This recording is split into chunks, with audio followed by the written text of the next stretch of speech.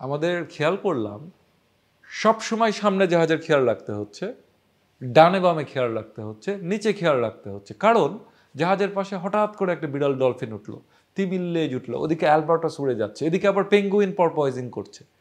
অ্যান্টার্কটিকাটা আমার কাছে ওই ভ্যাটিকানে যে এরকম হয়েছিল, যে ডানে পেন্টিং, বামে পেন্টিং, ছাদে পেন্টিং, নিচে আবার মেঝেটা দারুণ মাইকেল অ্যাঞ্জেলো ডিজাইন করা। কোন দিকে আমি তাকাবো? এদিকে ভিড়, জাহাজও তো তাই, প্রতি সেকেন্ডে মুভ করতেছে। এই যে আমি তিমিটা দেখলাম, একটু পর সেখানে নেই, দূরে আরেকজন চিৎকার করে উঠলো, এই কিলার হোয়েল আসছে। কিলার হোয়েল দেখতে গেলাম, ডান পাশে অ্যালবার্টাস মিস হয়ে যাচ্ছে। তো প্রচুর প্রেশার পড়েছে চোখের এবং নার্ভের উপরে, এবং যে পরিমাণ প্রেশার পড়েছে তার চেয়ে আনন্দ ছিল কোটিগুণ। তো অনেক প্রাণী সারা জীবন দেখতে চেয়েছি, তার মধ্যে প্রথম দিনই দেখেছিলাম বিগল চ্যানেল দিয়ে যাওয়ার সময়, আমরা একদিকে চিলি আর একদিকে আর্জেন্টিনা, পান্ডা ডলফিন বলে, কমারসন ডলফিন, সাদা কালো অপূর্ব সুন্দর প্রাণী। সেই পান্ডা ডলফিন আমাদের জাহাজের সামনে কয়েকটা ছিল। পরে আমরা কয়েক জাতের তিমি দেখেছি, পৃথিবীর দ্বিতীয় বৃহত্তম তিমি দেখেছি, তৃতীয় বৃহত্তম দেখেছি।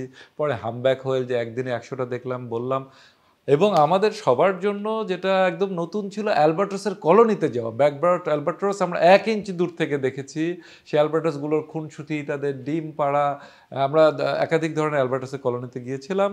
এইটা অসাধারণ অভিজ্ঞতা ছিল। সে ডানা মেনে অ্যালবার্টাস দেখা, সে অ্যালবার্টাস 1 বছর ধরে উড়ে বেড়াবে, তাদের দেখা। এবং অবিশ্বাস্যভাবে এই ভ্রমণে আমরা অ্যান্টার্কটিকার ওই অঞ্চলে যে 8 ধরনের পেঙ্গুইন থাকে, আমরা 8 ধরনেরই পেঙ্গুইন দেখতে পেরেছি। এটা প্রায় অবিশ্বাস্য, এটা ঘটে না। আপনি 6 থেকে 7 ধরনের পাবেন। আমরা এম্পারার পেঙ্গুইনও পেয়ে গেলাম, অনেক জাতের সিল দেখেছি, কিন্তু সবচেয়ে বেশি আমি দেখতে চেয়েছিলাম ট্রিপের প্রথম দিন থেকেই লেপার্ড সিল। লেপার্ড সিল বলা হয় অ্যান্টার্কটিক সাগরের সবচেয়ে শিকারী প্রাণী, দক্ষ শিকারী প্রাণী। আমরা বলি হিংস্র, এই কথাটা ঠিক নয়। শিকারী প্রাণী তার খেতেই হবে, আমরা মানুষ তার চেয়ে অনেক বেশি হিংস্র। তো সে লেপার্ড সিল একটা পর্যায়ে আমরা দুটো দেখেছিলাম, একটা একদম 1 হাত দূরত্বে বরফের উপরে এইভাবে শুয়ে আছে, 500 কেজির একটা অপূর্ব প্রাণী। তারপর আমাদেরকে একটু দাঁত খিচিয়ে দেখালো। এই স্মৃতিগুলো ভাই ভোলার নয়। আমি দেখেছি তিমিরা ঘুমোচ্ছে ভেসে, আমার ড্রাইভারকে বললাম যে কাছে যেও না, তো ঘুমোচ্ছে, নিয়ে গেল। এছাড়া আরও অনেক ধরনের পাখি, পেট্রেল, এবং কত ধরনের যে এই যে সিলায়ন এবং ফার সিল আমরা দেখেছি, তাদের শিকার করার মুহূর্ত দেখেছি, বলে শেষ করতে পারবো না। এবার গ্যালাপাগোসে আমাদের ভ্রমণটা জাহাজেই ছিল 8 দিন। জাহাজে 8 দিনের ভ্রমণের পর আরও 5-6 দিন ছিল ল্যান্ডে। ওই সময় আমরা দ্বীপের বিভিন্ন জায়গায় যেতাম। এবার আমরা প্রথমবারের মতো দানব সব কচ্ছপ থাকে ওইরকম র্যাঞ্চে, একাধিক র্যাঞ্চে গিয়েছি, লাভা ট্যানেলের মধ্যে দিয়ে হেঁটেছি। এবার গ্যালাপাগোসে যেহেতু আমার জন্য দ্বিতীয়বার, আমার জন্য খুব উল্লেখযোগ্য ছিল, গ্যালাপাগোসেও বাদাবন আছে আমাদের সুন্দরবনের মতো, ম্যানগ্রোভ। তো পৃথিবীর যে 5 মহাদেশে বাদাবন আছে, আমি সবগুলো মহাদেশে বাদাবন দেখেছি, কিন্তু বাদাবনে যে পেঙ্গুইন দেখবো এটা আমি কোনোদিন আশা করিনি। তো গ্যালাপাগোস একজ্যাক্ট পেঙ্গুইন আমরা পেয়েছিলাম বাদাবনের মধ্যে। আরও ইন্টারেস্টিংলি, বাদাবনে পড়ে থাকা গাছের উপরে দেখি বিশাল গ্যালাপাগোস সিল আয়ন, মানে সিল, সে ঘুমোচ্ছে। আর আমরা বাদাবনে ভোঁদড় দেখে অভ্যস্ত, উদবিড়াল, সিল দেখবো এটা কোনোদিন ভাবিনি।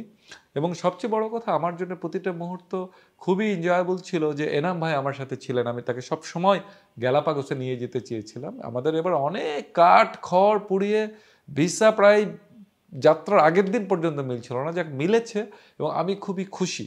আমাদের অ্যান্টার্কটিকার চেয়েও আমি খুব খুশি হয়েছি এনাম ভাইয়ের সাথে গ্যালাপাগোস যেতে পেরে। এবং আমরা মোটামুটি যে ধরনের পাখি পশু দেখতে চেয়েছিলাম ওগুলো পেরেছি, এবং আমার পুরাতন মানুষ বন্ধুদের সাথেও দেখা হয়েছে। তো গ্যালাপাগোস একটা বিশাল নেশা।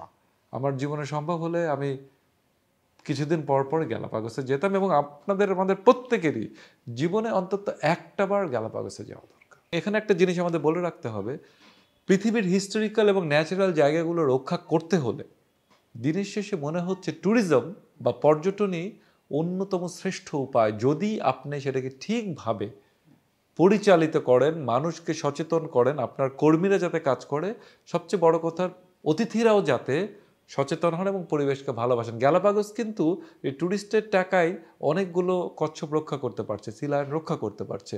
আপনি সুন্দরবনে যাওয়ার আগে যদি মানুষকে সেই শিক্ষায় সচেতন করেন যে সুন্দরবনে যে আপনি ধুম ধাড়াক্কা শব্দ করে বিরিয়ানির প্যাকেট ফেলবেন, এগুলো প্লাস্টিক ফেলবেন, এগুলো করা যাবে না। সুন্দরবনকে ভালোবেসে শ্রদ্ধা সমীহ নিয়ে ফেরত আসতে হবে, তাহলে কিন্তু কাজ হতে পারে। গ্যালাপাগোসে হয়েছে।